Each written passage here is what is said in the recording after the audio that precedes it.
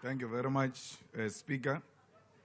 Yesterday, the President of the GNU spent a considerable time saying that our input and contribution during opening of Parliament debate was playing the man and not playing the ball. The President wrongly said that we previously insulted him by saying that his father was a police officer during the dark days of apartheid, and that even when such is a fact, he is proud that his father was a law enforcement officer of apartheid laws. Let's put the facts right in front of this Parliament. We never ever have made any reference to President's father in this Parliament, and even if we did, it would have been a statement of fact and not insult.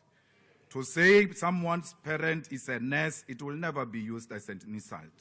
To say someone else's parent is a police officer can never be used as an insult. You said, spoke about your father in order for you to drag my grandmother unfairly so, because my grandmother has got nothing to do with what I'm doing here. So I want to state it very clear that, President, we respect each other and will continue to engage each other robustly. Secondly, Parliament and political work in general is not for soft-skinned people who will use all languages to complain whenever we give fair but robust and direct characterization of their political conduct. Here we speak truth and nothing else but the truth. In our characterization of the ball which you spoke about here, which you said we must play, we will also characterize the players to have a fuller picture of both subjective and objective political and ideological conditions. You can never only play the ball without understanding the strengths and weaknesses of the player. We will also welcome, and this we did at a number of times, we welcomed and tolerated whosoever does that against us. When we get criticized by your side, even sometimes the political amateurs like Butimana Mel, who come and attack us personally, we never respond to them. We never cry because we are not crybabies. We fight because we are fighters. Instead of crying, we fight. In politics, the individual's personal character is key to historical developments. Otherwise, why is there Nelson Mandela Day? The individual strength of Mandela is what we are drawn to reflect upon, learn from him as a leader, but more broadly as a human being. It is a fact that in light of the government of national unity, which originates from the white capitalist establishments, we needed to appreciate your own historical involvement with these white people. And a close attention to your personal political journey gives testament to the suspicion that this government was not actually created now. It came from long time ago because you were made a project long time ago. When we say you did not go to Robben Island when your peers went to Robben Island, how can that be an insult? When we say you wrote a letter and said they planted communist ideas in your head to the police, how can that be an insult? To tell the truth is the greatest respect we give to a sitting president. It is a constitutional requirement that you must be held accountable, scrutinized about the decisions you make. Please take your seat. There is a point of order. Honourable Lakudi.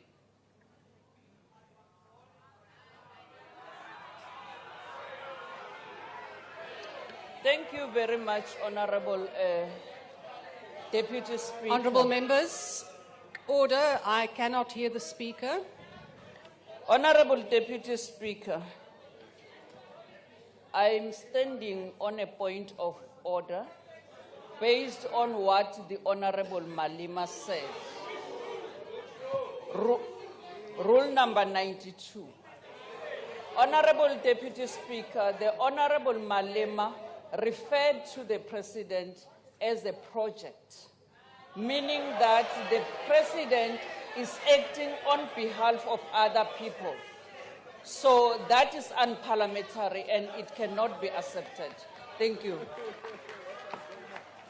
Honourable members, I have listened to what the Honourable Malema has said, and I think that we do have to have robust debate, so I'm not going to sustain that point of order. Please proceed.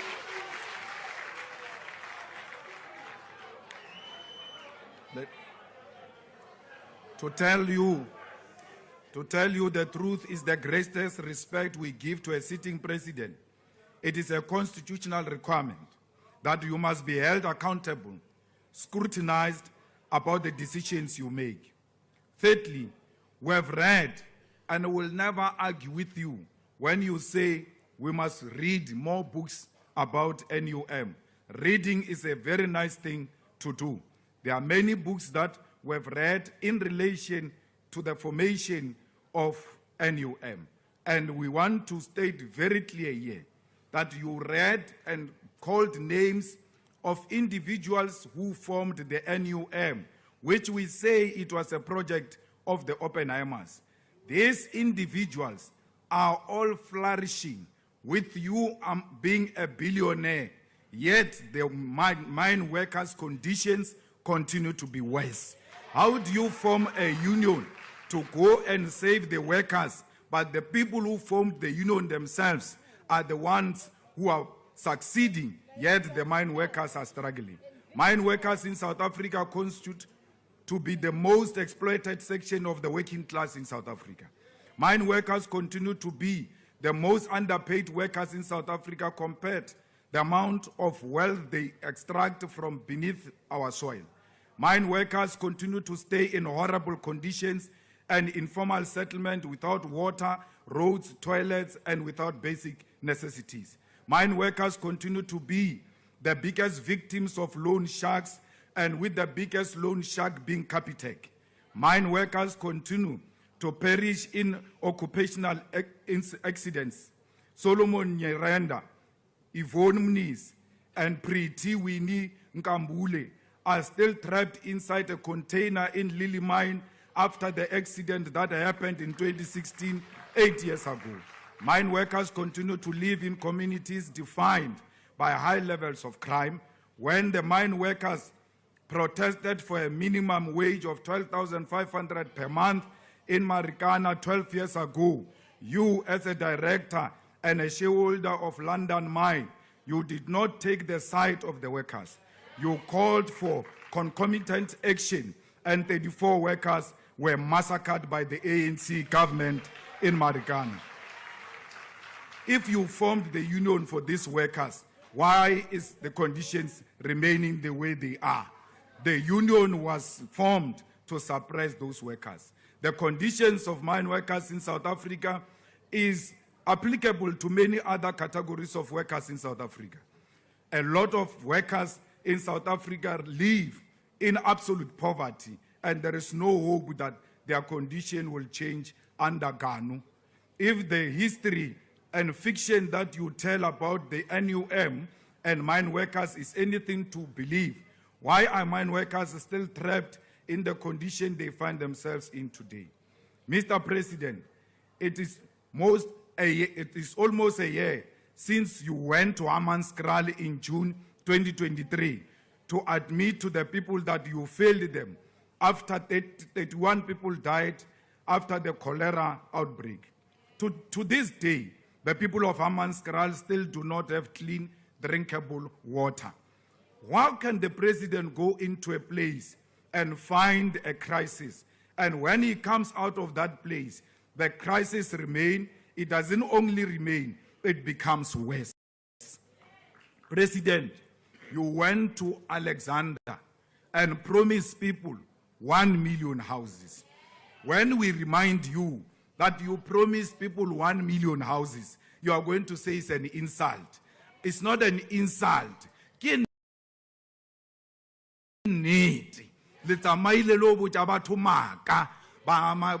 Alexander la re le tla ba fa 1 million houses le mamotlhale le ntlo e tia le shidi a sanga ya gagiwa after we ile kwa president wa botsa batho maka wa re o tlo ba fa dintlo o tsamaile mo le minister Mkhunu la ya Giyane la fitla la botsa batho ba Giyane la re you are going to get water and if you don't get water action is going to be taken.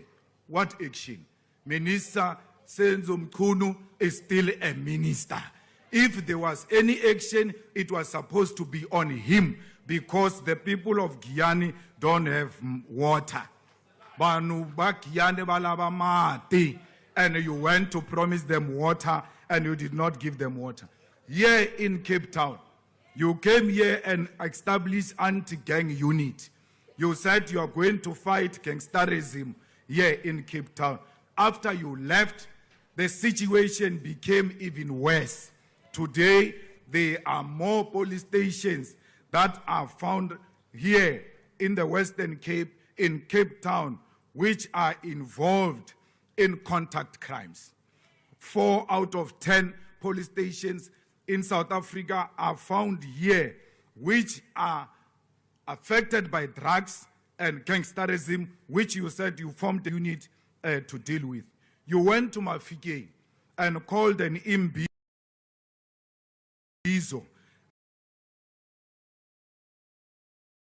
and said the people must come and express themselves. Today, nothing has improved since you left Mafike.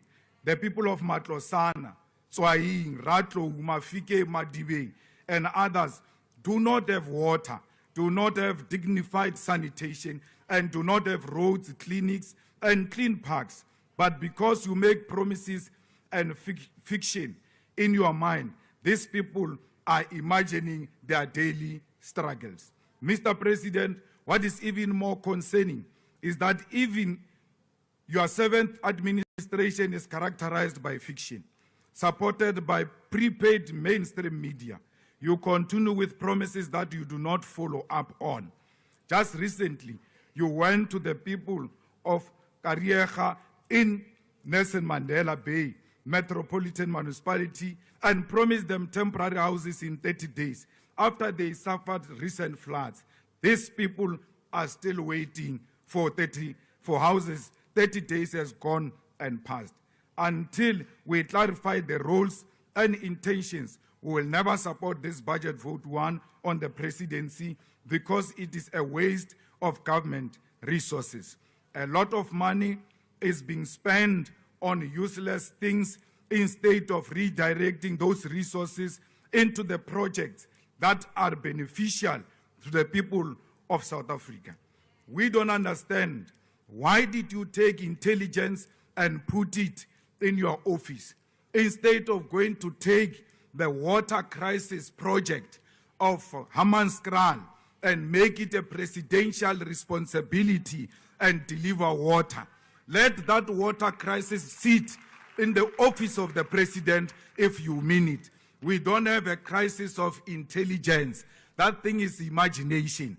The crisis is water in Giyane. Why is water not in the office of the president? Because that's what we are faced with. Why is crime not in the office of the president? You have something called evaluation and monitoring, which can monitor itself. How can it monitor other ministries? It has got no capacity to monitor itself. So we are making a call that instead of having these useless departments in your office, bring police in your office, because crime is a serious issue in South Africa. Children are being killed, women are being raped. Those are matters that the president should be occupied with and be worried about. Not this thing of wanting to be with your faction in your office, even when it is not helpful to you. Let's take serious responsibilities into the office of the president. Let us reduce the cabinet and do away with deputy ministers. What you did to Honorable Sihle Zikalala is painful, that thing. When you see Sihle sitting down on a chair and that white man of a minister sitting next to him. But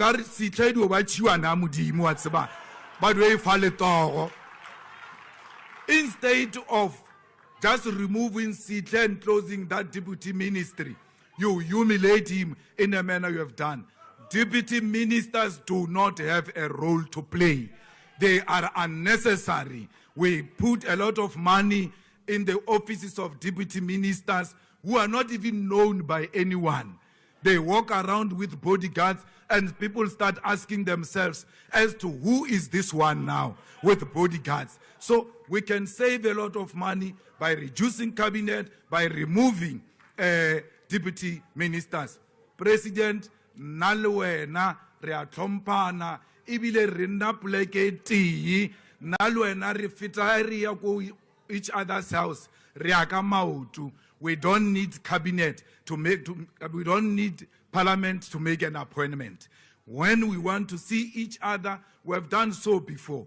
And I criticize you even when it is just the two of us. I'm not criticizing you here because I see these honorable members of parliament. We will continue to engage each other robustly.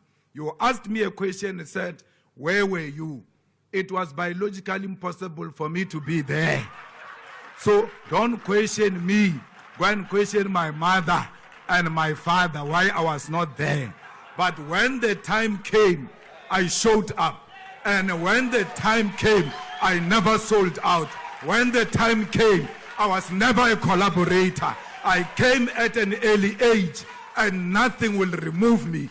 Attempts were there to silence me with the story of being disrespectful. I'm not disrespectful. I engage robustly. A ke rapeletse boroko ka o budulala. Nna a ke tshabe motho, ke tshaba maka, ke bolela nnete. Mmuso wa dinonyana o tlowa in less than 2 years. Auwe mmuso wa dinonyana auwe.